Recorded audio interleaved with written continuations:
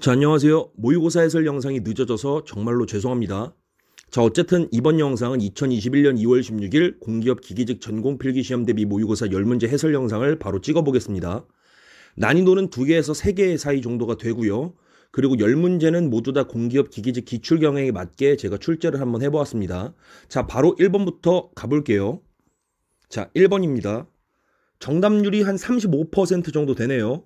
실제로 문제를 봤을 때 어렵게 느껴지긴 하지만 풀면은 쉬운 문제예요. 천천히 바로 풀어보도록 하겠습니다. 자, 문제 읽어봐야겠죠? 자, 2m/s의 일정한 가속도로 위로 올라가고 있는 물체 A가 있다. 이 물체에 있는 내부가 빈 정육면체이며 높이는 3m이다. 이때 물체 A의 맨 꼭대기 천장에 고정되어 있던 물체 B가 분리돼서 자유낙하를 한다면 물체 A 바닥에 떨어질 때 그때 소요되는 시간은 약 몇 초인가? 이렇게 나와 있습니다. 제가 미리 그림을 그려놨어요. 이 그림은 우리가 정면에서 바라봤을 때예요. 자, 물체 B가 지금 물체 A 내부에 있고요. 그리고 천장에 고정되어 있는 상태죠. 자, 이 문제를 쉽게 접근하려면 물체 A가 지금 위로 2m/s의 가속도로 움직이고 있잖아요. 그렇다면 물체 A가 위로 2m/s의 가속도로 움직이지 않을 때는 어떨까? 이것을 먼저 생각해 보시면 돼요. 자, 물체 A가 그냥 정지해 있을 때는 물체 B가 바닥에 떨어지잖아요, 지금. 근데 만약에 물체 A가 2m/s로 위로 올라가지가 않아. 그럼 물체 B가 그냥 바닥에 떨어지는 것은 그냥 물체 B가 3m 높이에서 자유낙하하는 운동과 똑같죠? 그쵸? 그냥 얘가 이렇게 떨어지는 거야.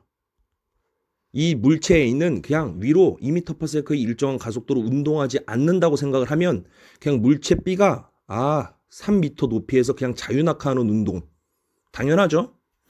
자, 그렇다면 우리 자유낙하 운동은 10m/s의 중력 가속도의 영향을 일정하게 받으니까 자유낙하는 등가속도 운동이고, 그리고 등가속도 운동을 해석하기 위해서는 아래처럼 제가 속도시간 그래프 그려놨죠? 이 그래프를 활용하는 것이 가장 편리합니다. 자, 우리 속도시간 그래프에서 기울기는 뭐죠? 바로 가속도죠. 자, 가로분의 세로 하면 가속도 크기가 될 것이고, 그 크기는 자유낙하 운동이기 때문에 중력 가속도 크기가 되겠죠. 자, 그럼 한번 보도록 할게요. 우리가 소요되는 시간 모르니까 그냥 우리가 변수 t로 잡는 겁니다. 자, t로 잡았어. 그때 이렇게 등가속도 운동을 하겠죠? 이때 기울기는 바로 가속도의 크기가 된다고 말씀을 드렸습니다. 자, 이때 자유낙하 운동이니까 중력 가속도 영향을 받으니까, 그쵸? 그럼 이 기울기는 바로 중력 가속도 크기가 되겠죠? 우리 이때 이 그래프의 기울기 어떻게 구합니까? 그냥 가로분의 세로 하시면 되죠? 이 삼각형에서. 빨간 걸로 가볼게요.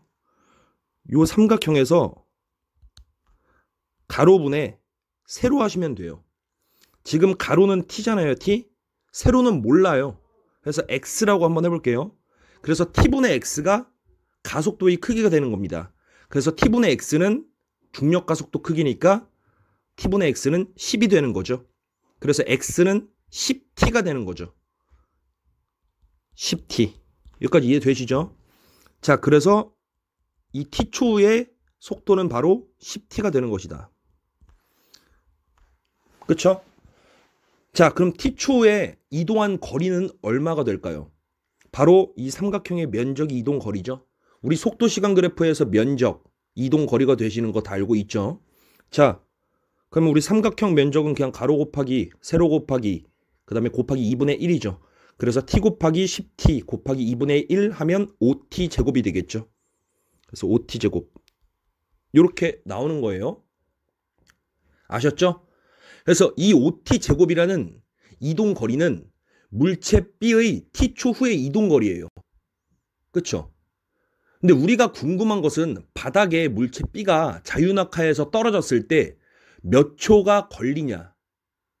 그러면은 당연히 t초 이동 거리가 그냥 3m가 되면 우리 바닥에 떨어졌을 때 t 구할 수 있는 거 맞잖아요. 이거 이해되시죠? 지금 물체 B가 지금 뭐 2m/s 위로 가속도로 뭐 올라가고 있는 거 이런 거 고려하지 말고 그냥 자유낙하 운동일 때에는 그냥 얘가 이렇게 떨어지는 거잖아. 근데 이 떨어지는 게 3m 높이에서 떨어지잖아요. 그럼 물체 B는 바닥에 떨어졌을 때 얼만큼 이동 거리를 얼만큼 이동하겠어요? 3m 이동하겠지. 근데 이 면적이 3m 이동하면 되는 거예요.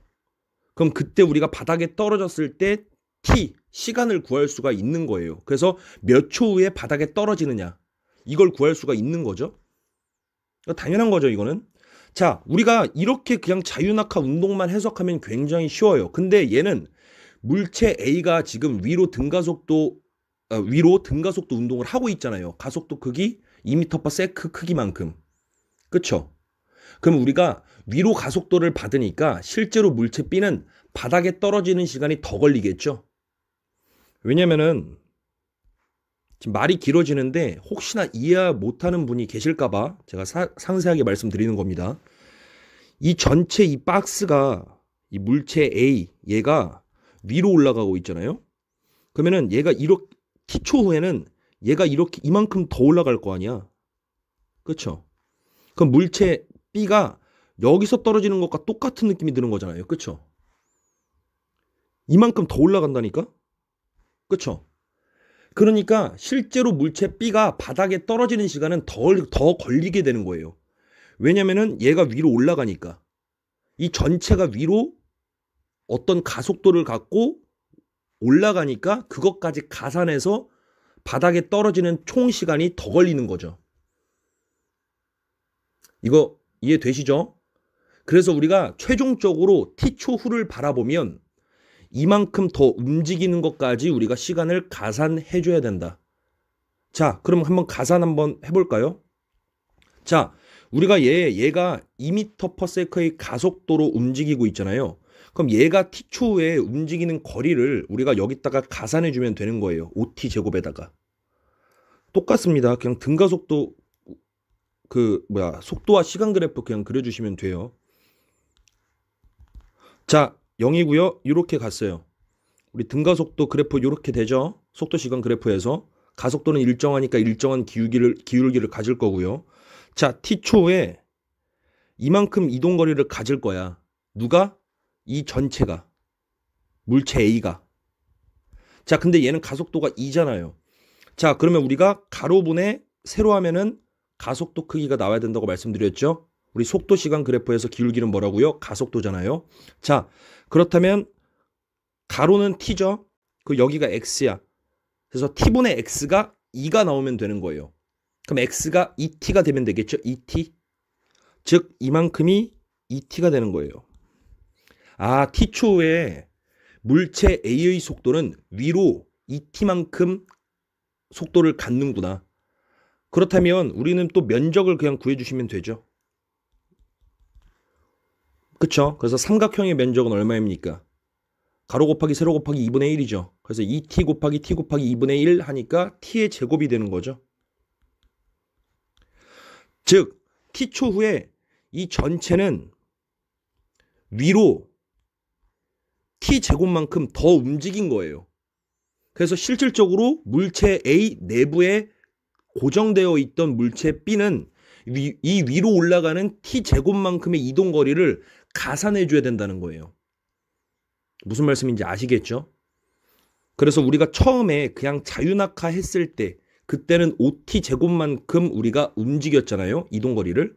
근데 실제로는 위로 요만큼 올라가는 것까지, 즉 t의 제곱만큼 올라가는 것까지 우리가 생각을 해줘야 된다. 그래서 이만큼 가산을 해줘야 된다. 그래서 5t제곱에다가 t제곱을 더해 주시면 돼요. 그럼 6t제곱이 되겠죠. 그럼 6t제곱. 이게 결국에 바닥에 떨어질 때까지 거리가 되는 거잖아요. 그래서 우리가 바닥에 떨어질 때까지 거리 얼마큼 이동했죠? 3m 이동했죠. 그래서 이게 3이 되는 겁니다. 이해되시죠, 이거? 그래서 요거 계산하시면 t의 제곱은 2분의 1이 되네요. 이거 지우고 계산할게요. t의 제곱은 2분의 1. 우리 루트 씌워주면은 t는 루트 2분의 1. 그쵸? 그래서 분모랑 분자에다가 루트 2 각각 곱하면 2분의 루트 2가 나오네요. 우리 루트 2는 1.4 정도니까 반으로 2를 나누면 0.7 정도가 나오겠네요. 그래서 답은 0.7초가 되는 겁니다. 제가 혹시나 이해가 어려우신 분들이 계실까봐 설명이 길어졌으니까 이 점은 양해 부탁드리겠습니다. 어쨌든 이러한 형식의 문제를 풀 때에는 그냥 처음에 위로 등가속도 운동을 하는 것을 고려하지 않은 채로 그냥 자유낙하를 했을 때는 어떨까를 먼저 해석을 하신 다음에 그 다음에 요것을 생각해 보세요. 그 다음에 등가속도 운동을 생각하면 아 이만큼 더 위로 올라가겠네. 아 그럼 이만큼을 우리가 그냥 여기다가 OT제곱에다가 가산해주면 되겠네. 아 이게 총 바닥에 떨어질 때까지 거리 3m가 되겠네. 요렇게 해석하시면 되는 겁니다. 자 말이 길어진 거 양해 부탁드릴게요. 자 바로 2번 가볼게요. 자 이 문제는 뭐 많이 나오는 기출 문제죠. 근데 굉장히 기본 문제입니다. 자 바로 그냥 풀어볼게요. 자 보자마자 이상기체 상태방정식 사용하시면 됩니다. 문제에서 이상기체라고 언급됐으니까 그냥 PV는 MRT 사용하시면 돼요. 이거죠? 이게 바로 이상기체 상태방정식이잖아요. 자 근데 지금 문제에서 일정한 질량이라고 나와 있어요. 즉 질량이 일정하니까 상수 취급해도 됩니다. 그리고 기체 상수 R도 당연히 일정하기 때문에 상수 취급하면 돼요. 자, 그리고 정압 과정이라고 나와 있네요. 즉 압력도 일정하니까 압력도 상수 취급하시면 됩니다. 자, M도 상수 취급. 질량 일정하니까. 기체 상수 당연히 상수니까 일정할 거다. 그래서 상수 취급. 정압 과정이다. 압력이 일정하니까 압력도 상수 취급. 그럼 남는 건 이렇게 되겠네요. 그쵸? V랑 T. 즉 부피랑 절대 온도만 남겠네요. 어차피 우리는 문제에서 그냥 부피가 몇 배 되는가 이게 궁금한 거니까 그냥 상수 취급해서 날려버려도 식에는 전혀 지장이 없습니다. 단순히 비례 관계만 우리는 보면 돼요. 무슨 말씀인지 아시겠죠? 비례 관계만 보면 돼요. 자 어쨌든 우리는 이상기체 상태방정식에서 얘랑 다 날려버렸어요. 상수 취급해서. 결국 이렇게 비례한다는 걸 알 수가 있네요. 자 온도가 지금 섭씨 0도에서 546도까지 됐대요. 자 우리 모든 연력학에서는 절대 온도를 구하죠. 그래서 섭씨에다가 273을 더해가지고 절대 온도로 환산시키면 됩니다. 0도에다가 273 더하면은 273 켈빈 온도가 되고요. 546 섭씨에서 273 더하면 819 켈빈 온도가 됩니다. 요거 3배네요. 즉 온도가 3배 증가하면 부피는 얼만큼 되는가 그거 궁금한 거잖아요. 부피랑 온도, 절대온도 비례관계에 있네요. 얘가 3배 늘면 부피도 3배가 느는 거네요. 그 답은 3번이다. 쉽죠? 자 바로 넘어갈게요. 자 얘도 쉬운 문제입니다. 요거예요. 지금 대각선 그 기호가 빠졌네요. 25m/s의 속도로 움직이고 있는 물체 A가 정지하고 있는 물체 B를 스쳐서 지나갈 때 물체 B가 여기도 빠졌네요. 죄송합니다. 10m/s의 가속도로 출발했다. 이 두 물체는 몇 초에 만나는가? 지금 물체에 있는 등속도, 다시 말해서 일정한 속도로 운동을 하고 있죠. 그리고 물체 B는 10m/s의 가속도로 등가속도 운동을 하고 있습니다. 우리 몇 초 후에 만나는가가 궁금하니까 이 몇 초를 변수 t로 두시면 됩니다. 됐죠? 자, 위에는 우리가 등가속도가 아니라 등속도 운동이고요. 밑에는 등가속도 운동 그래프를 해석을 할 겁니다. 자, 지금 초기 속도가 아예 25예요. 25. 등속도. 즉 25m/s로 등속도 운동을 하고 있어. 그때 우리가 몇 초에 만나는가 그게 궁금한 거잖아요. 그래서 몇 초 그것을 우리가 변수 t로 뒀으니까 여기가 t로 두면 됩니다. 이때 우리 속도와 시간 그래프에서 면적은 바로 이동 거리가 되죠. 얘는 지금 직사각형이잖아요. 그럼 가로 곱하기 세로 하면 면적이 나오겠네요. 얼마 나와요? 25t가 나오죠. 아, 물체 A가 25m/s의 속도로 일정한 속도로 등속도 운동을 할 때 t초 후의 이동 거리는 바로 25t가 되는구나 라는 것을 쉽게 알 수 있습니다. 자, 두 번째로 물체 B, 얘는 지금 등가속도 운동하고 있죠. 즉 시간이 1초 늘어날 때마다 속도도 일정한 비율로 점점 가속이 될 겁니다. 그냥 그걸 그래프로 표현하면 이거잖아요. 얘가 바로 등가속도 운동 그래프죠. 속도 시간 그래프에서 표현한. 자, 0초에는 당연히 정지해 있으니까 여기 원점에서 출발할 거고요. 그리고 속도 시간 그래프에서 기울기는 바로 가속도라고 누누이 말씀드렸습니다. 자, 얘도 t로 놔요. 자, 근데 우리가 지금 물체 B 가속도의 크기가 얼마입니까? 10이죠. 우리 아까 위에서 했듯이 기울기는 가로분의 세로잖아요. 가로분의 세로. 얘가 x라고 둘게요. 기울기는 여긴 t가 되죠. 그래서 t분의 x가 되잖아. 그래서 t분의 x가 가속도의 크기, 즉 10이 되는 거죠. 그럼 x는 10t가 되죠. 그렇죠?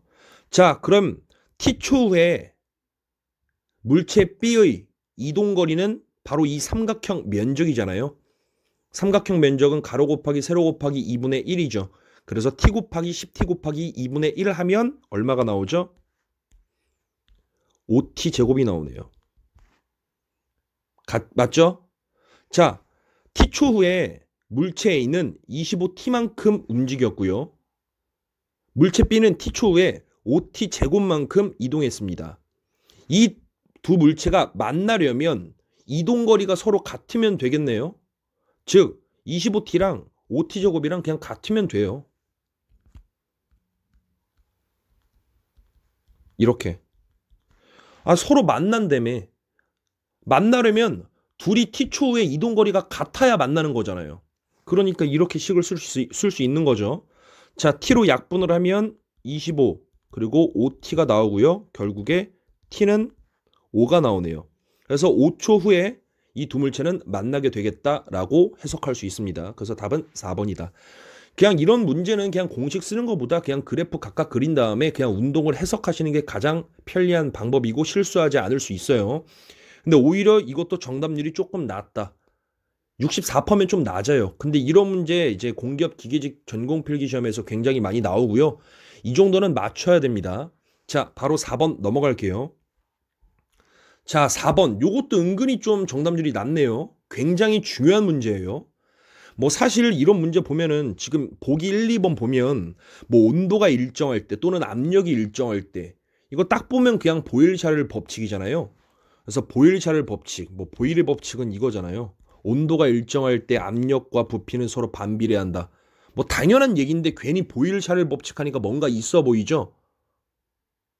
이거 당연한 얘기를 그냥 식으로 뽑아낸 거예요. 근데 이런 거 뭐 식으로 풀어서 뭐 합니까? 그쵸? 식으로 풀면은 그냥 식 보고 해석하는 거예요. 이렇게 풀지 마시고 그냥 보일샤를 법칙을 떠나서 당연하게 그냥 본질적으로 한번 이해 또는 해석을 한번 해보도록 하겠습니다. 굉장히 중요해요. 이거 반드시 숙지하셔야 됩니다. 자, 먼저 우리 기체의 압력이란 무엇일까요, 여러분? 기체 압력이란 무엇일까? 기체 압력의 본질적인 의미는 기체가 어떤 공간에 들어있을 때 그 기체의 분자들이 그 공간의 벽면을 충돌하는 횟수를 우리는 기체 압력이라고 합니다. 다시 말해서 분자들이 충돌 횟수가 많으면 많을수록 그 기체의 압력 세기가 크다고 합니다. 이거 중요한 내용이니까 꼭 아셔야 돼요. 자, 어떤 공간 안에 기체가 들어가 있어요. 기체가. 이게 기체 분자예요. 이 기체 분자가 이렇게 막 운동할 거 아니에요. 막 마구잡이로 이렇게 왔다리 갔다리. 그러면서 이 공간 벽을 충돌하겠지. 그 충돌하는 횟수가 바로 기체의 압력이에요. 그래서 그 충돌 횟수가 많으면 많을수록 기체의 압력이 어떻다고요? 크다고요. 이게 기체 압력의 본질적인 의미예요. 이처럼 본질적인 의미를 아시고 원리를 이해하고 해석만 하시면은 다양한 연력학 계산 문제도 복잡한 식을 암기하지 않아도 본질적인 여러 정의들이 본질적인 여러 정의들 또는 의미 그리고 에너지의 변환이 어떻게 되는가 등을 통해서 손쉽게 식을 뽑아내서 풀 수 있습니다. 여튼 제가 그런 것들은 차근차근 추어 올려보도록 하고요. 바로 그냥 첫 번째 보기 한번 가보도록 할게요. 이거 지울게요.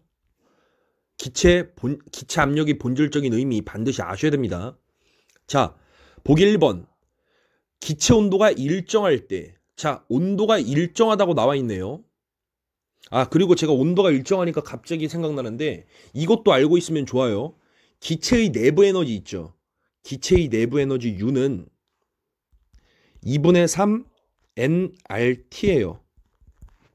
요거 그냥 우리 식 암기합시다. 굉장히 중요해요, 이거. 알고 있는 거, 모르고 있는 거, 나중에 뭐 연력학 어떤 이론 정의 문제나 여러 가지 해석 그런 것들의 문제가 나올 때 굉장히 손쉽게 풀 수가 있거든요.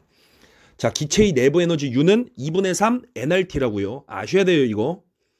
N은 몰수예요, 몰수. 그리고 R은 기체 상수고 T는 절대 온도입니다.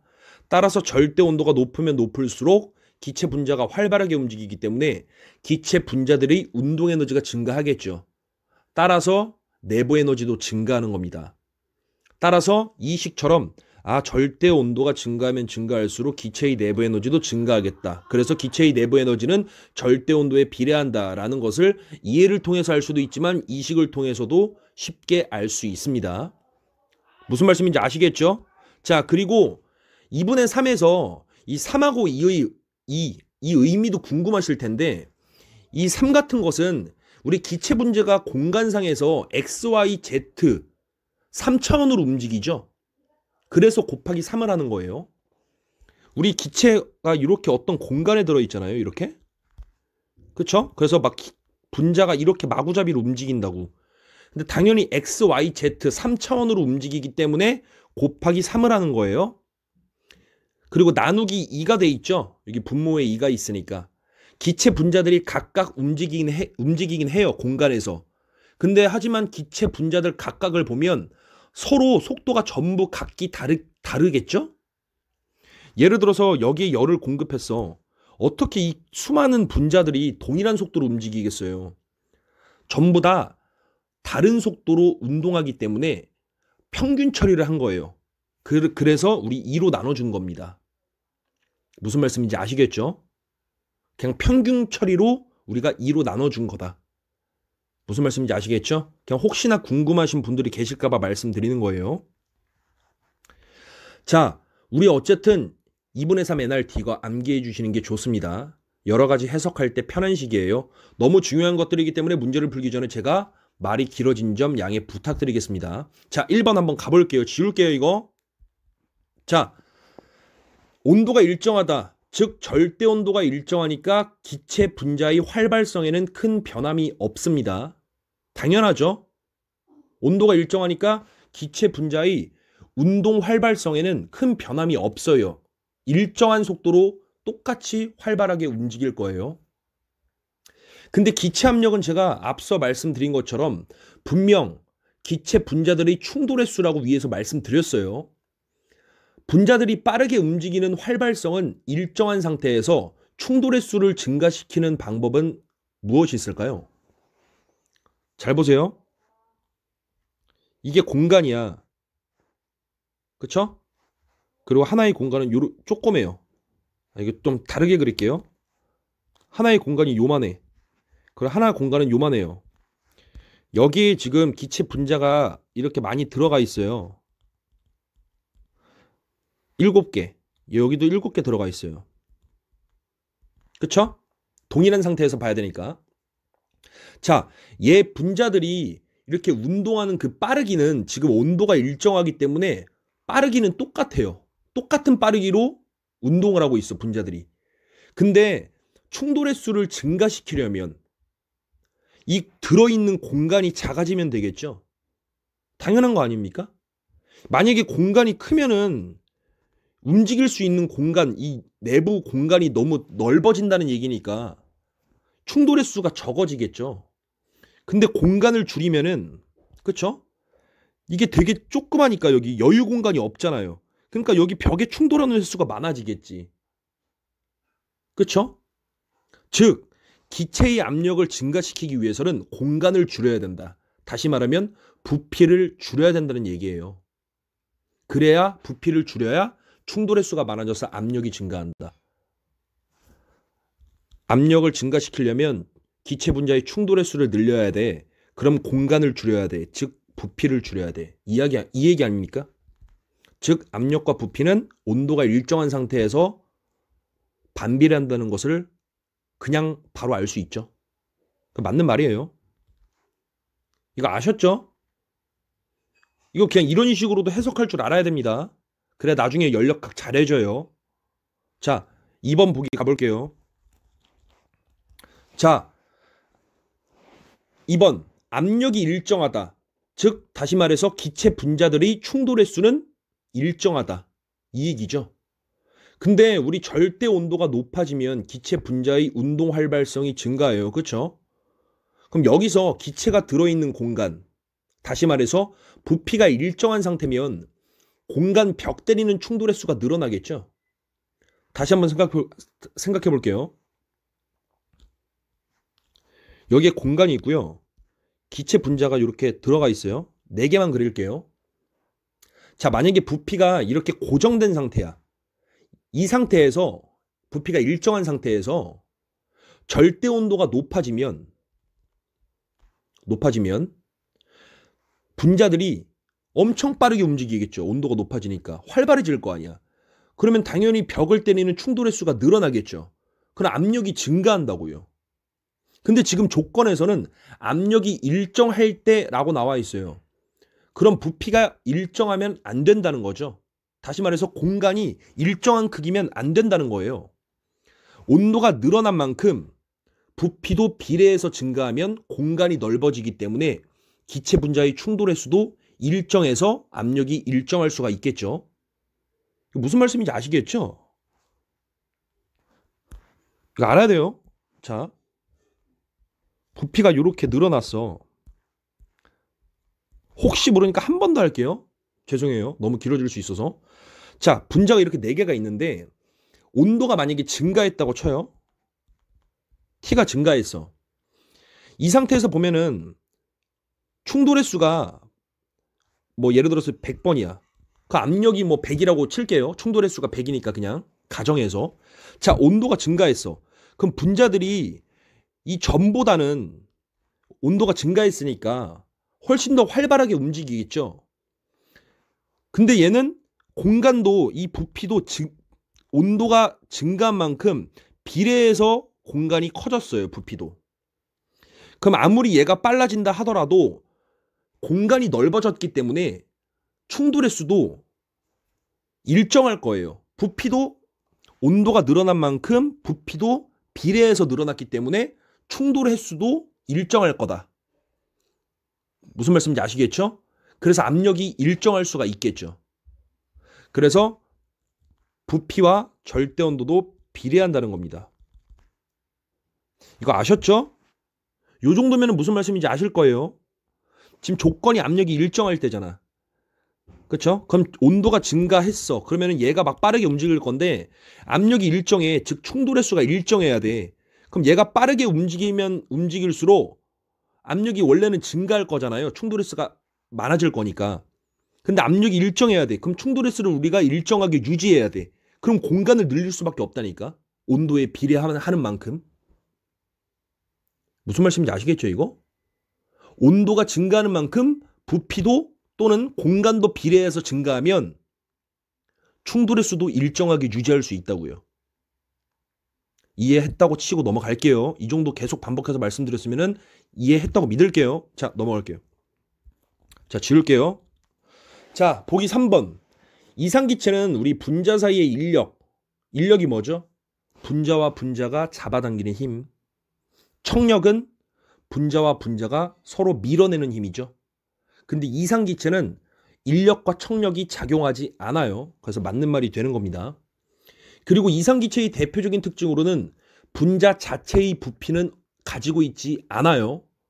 하지만 이상기체는 질량은 존재합니다. 그래서 4번 보기도 맞는 말이에요. 그래서 옳은 거 4개 있다. 이거 다 중요해요. 그래서 아까 제가 위에서 설명드린 것처럼 기체 압력이 본질적인 의미, 그리고 온도가 증가했을 때 여러 가지 이렇게 사고적으로 좀 해석할 수 있는 거, 그런 게 굉장히 중요합니다. 무슨 말씀인지 아시겠죠? 자, 어쨌든 뭐 질량 존재한다. 그리고 이상기체는 분자 자체의 부피는 가지고 있지 않는다. 무슨 말씀인지 아시겠죠?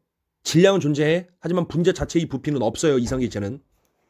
자, 요 정도 아시면 될 것 같고요. 너무 길어졌네요. 4번 하는데도 죄송합니다. 자, 근데 예를 들어서 제가 4번을 그냥 단순하게 보이르 법칙은 이거죠. 그래서 압력 곱하기 부피는 항상 일정한 상수입니다. 그렇기 때문에 압력과 부피는 서로 반비례합니다. 자, 1번 맞았고요. 뭐 이런 식으로 하면은 뭐가 의미가 있습니까? 그쵸? 이러면 안 돼요. 예. 실제로 여러분들 이렇게 푸셨으면 안 돼요. 예. 사실 그리고 보일샤를 법칙 자체도 제가 위에서 길게 설명드린 본질적인 의미로부터 다 나온 당연한 식이에요. 그래서 기체의 운동이나 압력들을 해석하는 것이 더 중요하다고 생각해서 제가 길게 설명드렸으니까 꼭 이해하고 숙제해 주셨으면 좋겠습니다. 나중에 연력학 푸실 때 큰 도움이 되실 거예요. 자, 5번 가보도록 할게요. 자, 5번 요것도 굉장히 중요하죠. 근데 정답률이 꽤 낮아요.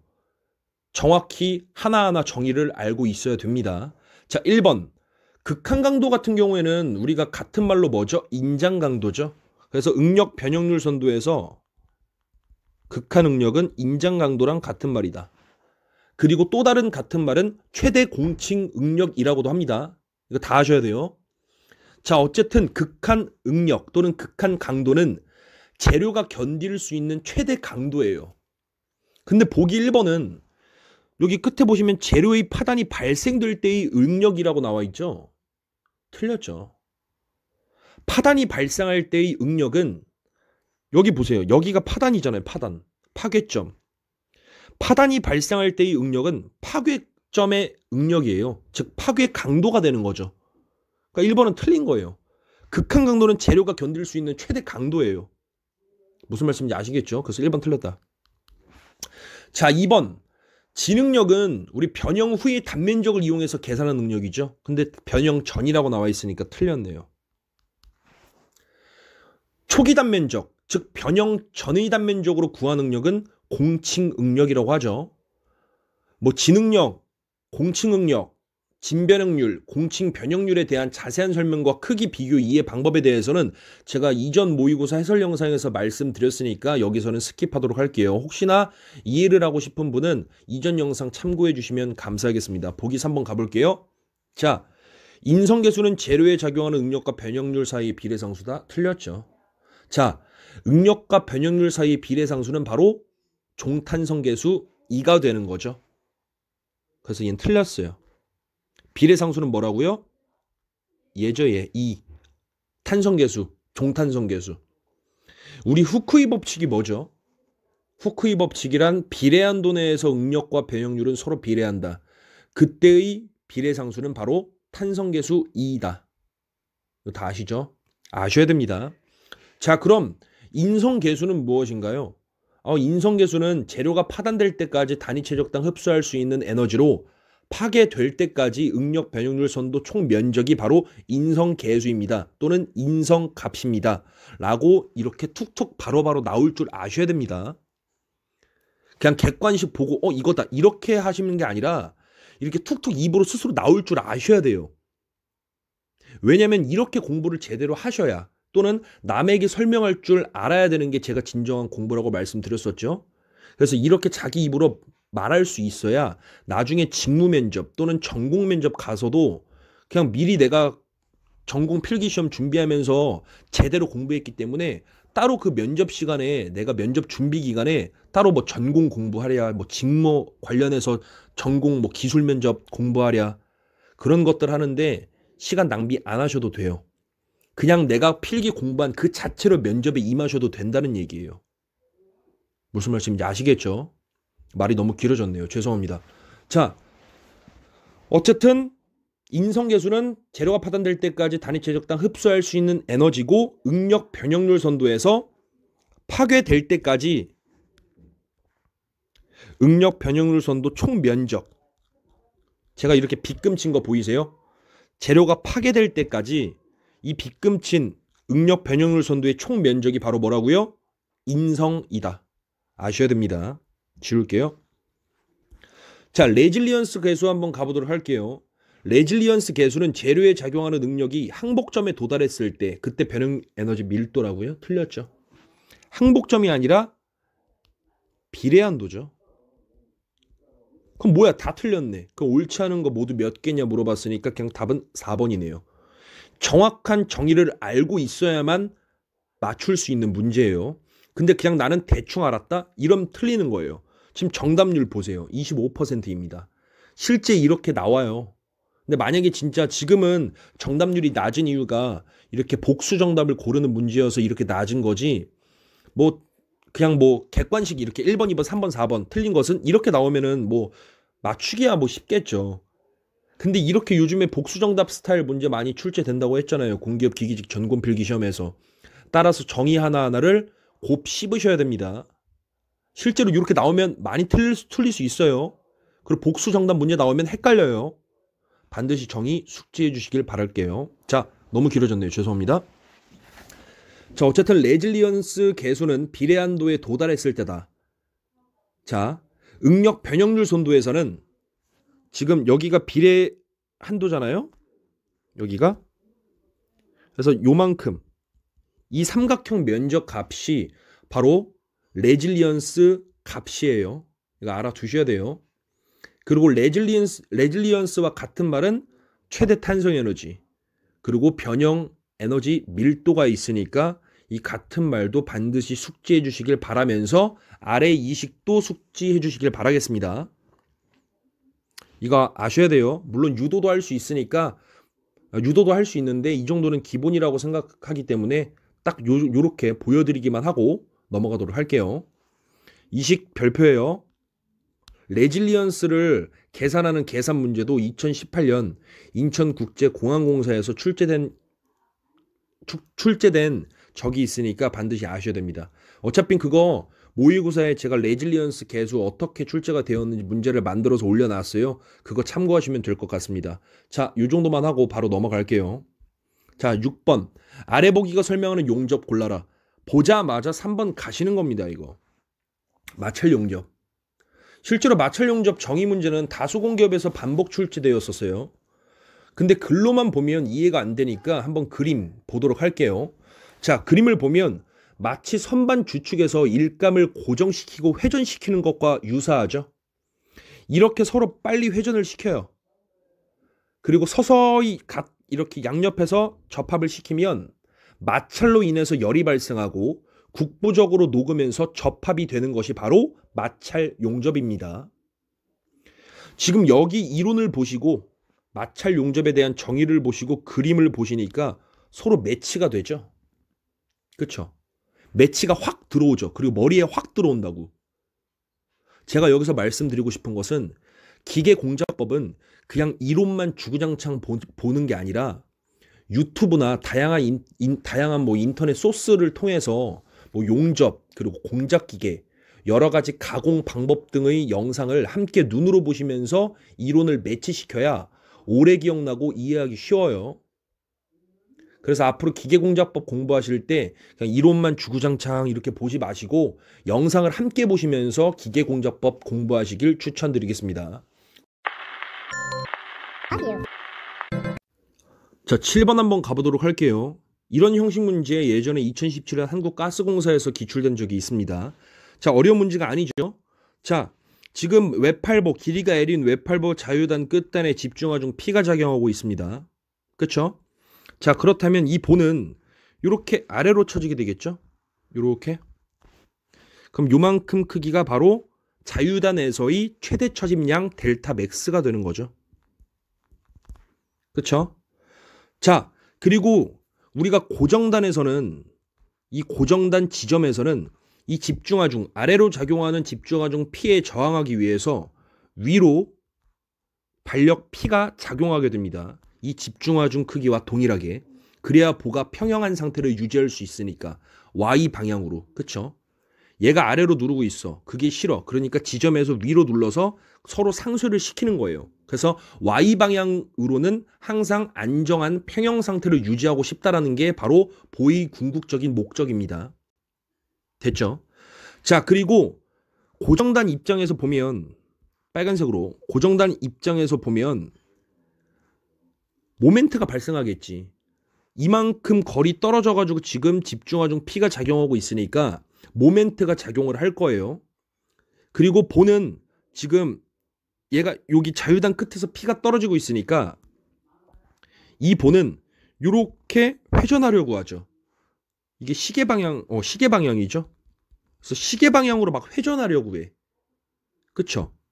그 말은 아래로 막 처질라 그래. 그게 싫잖아요. 보는 항상 안정한 상태를 유지해야 되는데 얘는 지금 시계 방향으로 막 회전하려 그러잖아요. 이 집중하중 P에 의해서. 그게 싫어. 그러니까 이 고정단에서 반력 모멘트가 발생을 합니다. 이것에 저항하기 위해서 시계 방향으로 발생하는 모멘트에 저항하기 위해서 고정단에서는 반력 모멘트가 발생되게 돼요. 자, 우리 모멘트의 크기 어떻게 구할 수가 있죠? 자, 고정된 입장에서 보면 지금 집중하중이 L만큼 떨어진 곳에서 작용하고 있죠. 우리 모멘트의 크기는 힘 곱하기 거리죠. 다시 말해서 하중 곱하기 거리. 즉 P 곱하기 L이 되는 거죠. 우리 고정단에서 봤을 때. 그러니까 PL이 되는 거예요. PL. 됐죠? 근데 이만큼의 모멘트의 크기로 보가 시계 방향으로 회전하려고 하니까 그게 싫어서 고정단에서는 반시계 방향으로 회전해야 돼요. PL만큼. 무슨 말씀인지 아시겠어요? 얘에 의해서 보가 시계로 회전하려 그래. 그게 싫어서 고정단에서는 반시계로 반력 모멘트가 발생한다고요. 그래야 PL 서로 약분돼서 상쇄되죠. 약분이 아니라 상쇄되죠. 그리고 방향이 서로 반대니까 상쇄되죠. 그래서 결국 안정한 상태로 유지할 수 있다. 그 얘기입니다. 어쨌든 고정단에서는 반시계 방향으로 반력 모멘트가 PL만큼 발생되게 된다는 거예요. 자, 그럼 다 끝났죠. 자, 외팔복 고정단에서의 처짐각은 0이다. 아니, 고정단이 여기잖아. 여기서 뭘 쳐져? 처짐각 당연히 빵이지. 그래서 맞는 말이에요. 우리 처짐각은 우리 보가 요렇게 쳐지잖아요. 여기서 이 접선의 기울기 있죠. 이게 처짐각이에요. 근데 여기서는 뭐 처지는 게 뭐가 있어. 심지어 휘지도 않았어. 접선의 기울기 빵이잖아. 당연히 처짐각 0이죠 이건. 그래서 0 맞다. 자, 외팔복 고정단에서의 반력의 크기는 P이다. 맞잖아요. 그쵸? 자, 외팔복 중앙에서 일단 4번부터 볼게요. 외팔복 고정단에서 발생하는 반력 모멘트의 크기는 PL이다. 그래, 반력 모멘트 크기는 PL이라고 했어. 맞아. 근데 시계 방향 이거 뭐야? 방향은 시계 방향으로 작용한다고요? 아니요. 반시계 방향으로 작용한다고 위에서 말씀드렸죠. 그러니까 틀린 보기가 되네요. 마지막은. 자, 일단 지울게요 이거. 자, 얜 틀렸어요. 얜 맞고. 자, 그럼 보기 3번만 보면 되네요. 자, 외팔보이 중앙에서 발생하는 처짐량은 24 2i분의 PL 세제곱이다 라고 나와 있네요. 틀렸죠, 보자마자. 답은 그냥 2번이에요. 자, 우리 외팔보 처짐 한방에 박살내기 영상 있죠. 그거 혹시나 안 보셨으면 꼭 보셔야 됩니다. 굉장히 효율적인 팁이거든요. 자, 자유단에 집중하중 P가 떨어지고 있다. 그리고 외팔보의 길이는 L이다. 그때 이 보의 임의의 위치 X에서의 처짐량을 구하는 그 공식 다 알고 계실 겁니다. 이거죠?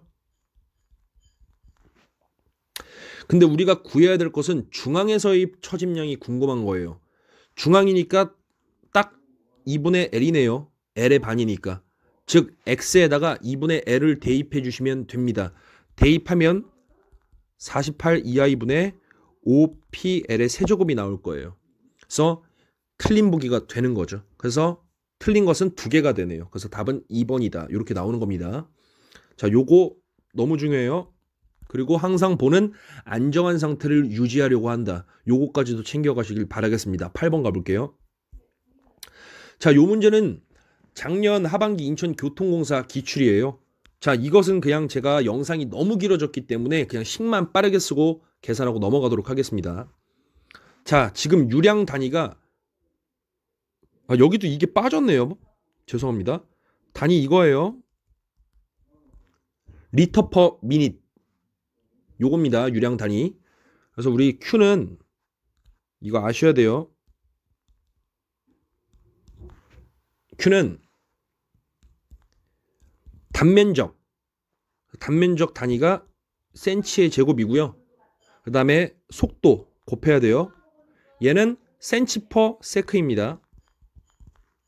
그 다음에 곱하기 60을 할 거야. 이거 좀 식이 좀 너무 크게 그려갖고 죄송합니다. 여기다가 곱하기 60을 해요. 그 다음에 1000으로 나눠요. 이거 공식이거든요. 알고 계셔야 됩니다. 이거 별표. 단위까지도 잘 판단해 주시고요. 자, 면적 같은 경우에는 그냥 나와 있잖아요. 안 나와 있나? 안 나와 있네요. 근데 지름이 나와 있네요. 그쵸? 그래서 면적은 그냥 4분의 1 파이 d의 제곱 요거 쓰시면 돼요. 실린더는 원통이니까 그냥 원의 단면적을 쓰시면 됩니다. 그리고 속도에도 요거 퍼가 하나 빠졌네요. 죄송합니다. 얘는 밀리미터잖아요. 그래서 센치로 바꾸신 다음에 그냥 대입하셔갖고 계산하시면은 3번이 나올 겁니다. 그래서 요 식은 우리 반드시 뭐 하자고요? 숙지하자. 자, 요 정도만 하고 넘어갈게요. 그리고 리터가 나왔으니까 1리터는 0.001m의 3승이다. 요거까지도 기본으로 아셔야 되죠. 그쵸? 단위 조작은 영상이 제가 아까 말씀드렸다시피 너무 길어져서 생략하겠습니다. 양해 바라시고 혹시나 단위 조작 어려움이 있으시면 댓글 남겨주세요. 자, 9번 가볼게요. 자, 솔직히 이거 9번 보자마자 2번 가시는 거예요. 작년 하반기 중보발전 기출인데 우리 엔탈피는 내부 에너지와 유동 에너지의 합으로 표현되죠. 그래서 엔탈피 H는 내부 에너지 U와 유동 에너지의 합으로 표시가 된다. 그래서 이 P 곱하기 V, 즉 압력 곱하기 부피가 바로 유동 에너지다. 그쵸? 유동 에너지, 뭐 또는 유동 1, 뭐 같은 말로 봐도 되죠. 에너지가 1이고 1이 에너지니까. 자, 내부 에너지 50이라고 나와 있네요. 뭐 단위는 키로 줄이니까 그냥 단위 안 보셔도 되겠죠. 뭐 보기도 키로 줄로 나와 있으니까. 자, 엔탈피가 내부 에너지 50 맞고요. 엔탈피 100이네요. 그럼 100은 50 플러스 PV네. 얘가 유동 에너지잖아. 그럼 50이면 되겠네요. 그래서 답은 2번이에요. 쉽죠? 넘어갈게요. 이 정도만 하고. 자, 10번 가볼게요. 자, 이 문제도 굉장히 중요해요. 이거 솔직히. 근데 쉬운 문제입니다. 자, 보기 1번 가볼게요. 스테인리스관과 관련된 설명 좀 옳지 못한 것. 너무 많이 나오죠. 이런 스타일은. 공기업 기기직에서. 자, 1번. 보기 1번은 사실 이 보기 1번 자체로도 공기업 기기직 전공시험 문제로 출제된 적이 있습니다. 어떻게 출제가 되냐면 그냥 다음 중 스테인리스강에서 가장 많이 함유된 원소는 무엇인가? 1번 크롬, 2번 니켈, 3번 몰리브덴, 4번 뭐 인. 요런 식으로 나와요. 당연히 크롬이 가장 많이 함유되어 있죠. 숙지 부탁드릴게요. 그래서 1번은 맞는 말이다. 자, 2번. 자, 18-8형 스테인리스 강이 나와 있네요. 보기에. 이거 중요하죠, 이거. 우리 18-8형 스테인리스 강은 오스테나이트형 스테인리스 강이라고도 불리면서 왜 18-8형이냐? 크롬이 18% 함유되어 있고 니켈이 8% 함유되어 있기 때문에 우리가 18-8형 스테인리스 강이라고 불리는 겁니다. 근데 지금 니켈하고 크롬이 지금 반대로 쓰여 있죠. 그래서 틀렸어요. 그래서 답은 2번이다.